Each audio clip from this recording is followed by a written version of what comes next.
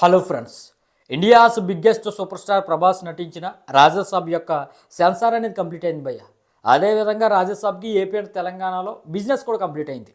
మరి censor talk ఏంటి, run time ఎంత, అదేవిధంగా జరిగిన బిజినెస్ను బట్టి ఎంతవరకు గ్రాస్ అండ్ షేర్ వస్తే ఈ మూవీ హిట్ లిస్ట్లోకి వెళ్తుంది అనేది క్లియర్గా ఈ వీడియోలో అయితే తెలుసుకుందాం భయ్య. దానికంటే ముందు ఈ వీడియోని లైక్ చేయండి. అదేవిధంగా ఇటువంటి జెన్యూన్ అప్డేట్స్ కోసం మన ఛానల్ వెంటనే సబ్స్క్రైబ్ చేసుకుని వీలైతే మీ ఫ్రెండ్స్కి షేర్ చేయండి భయ్య. ఇక డీటెయిల్స్లోకి వెళ్ళిపోతే సెన్సార్ ఈ మూవీకి యూబీఐ సర్టిఫికేట్ ఇచ్చింది. యూబీఐ సర్టిఫికేట్ అంటే ఇంకా పిల్లలు పెద్దలు అందరూ కూడా ఈ మూవీని చూడొచ్చు. రన్ టైం వచ్చేసి భయ్య దాదాపుగా 183 మినిట్స్ అయితే ఈ మూవీ అయితే ఫైనల్గా ఉండబోతుంది భయ్య. అంటే 3 గంటలు ఈ మూవీ ఉండబోతుంది అనమాట, 3 గంటల పైన. మరి ఎప్పటికీ ఈ మూవీ యొక్క ట్రైలర్ వచ్చింది, టీజర్ వచ్చింది, పాటలు వచ్చాయి, అన్నీ కూడా పాజిటివ్ వైబ్స్ తీసుకొచ్చాయి భయ్య. ఎక్స్పెషల్లీ రెబల్ స్టార్ ప్రభాస్ని వింటేజ్కి తీసుకెళ్ళిపోయి మారుతి చాలా అద్భుతంగా చూపించాడు. లుక్స్ పరంగా, అదేవిధంగా సినిమాటోగ్రఫీ పరంగా ఓ మెట్టు పైకెక్కిహాడని చెప్పవచ్చు మారుతి. అదేవిధంగా ఇండియాలోనే బిగ్గెస్ట్ హర్రర్ ఫిల్మ్గా ఈ మూవీ అయితే రిలీజ్ అవ్వబోతుంది భయ్య. మరి ఎప్పటి వరకు ఇండియాలో ఇంత భారీ బడ్జెట్తో, ఇంత భారీ కాస్ట్తో ఎటువంటి హర్రర్ ఫిల్మ్ అనేది రిలీజ్ అవ్వలేదు. మరి ఇండియాలోనే ఫస్ట్ టైం అత్యధిక బడ్జెట్తో తెరకెక్కిన హర్రర్ ఫిల్మ్ అంటే ఇదనమాట.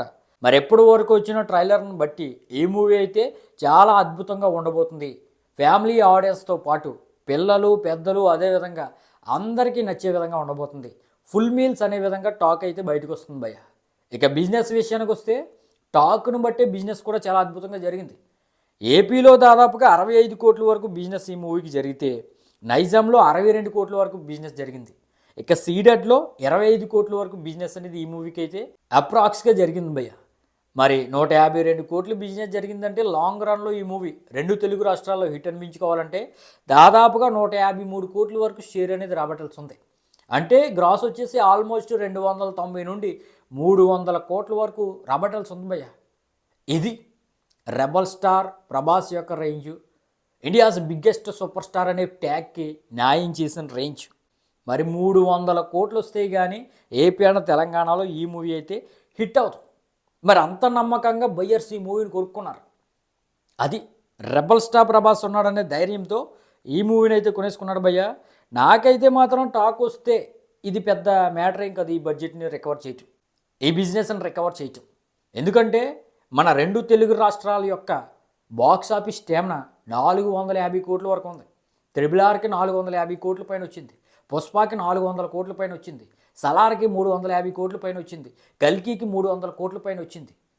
మన యొక్క 2 తెలుగు రాష్ట్రాల యొక్క బాక్స్ ఆఫీస్ టార్గెట్ మంచి సినిమా దింపితే 500 కోట్ల వరకు ప్రజెంట్ ఉంది. అంటే 300 కోట్లు వస్తే ఈ మూవీకి హిట్ స్టేటస్ అందుకుంటుందంటే పెద్ద మ్యాటర్ ఏం కాదు భయ్య.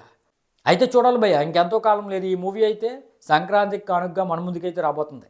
మరి తెలుగు సినిమాని ఇంకో మెట్టు పైకెక్కిస్తుంది ఈ మూవీ అని నాకైతే అనిపిస్తుంది భయ్య.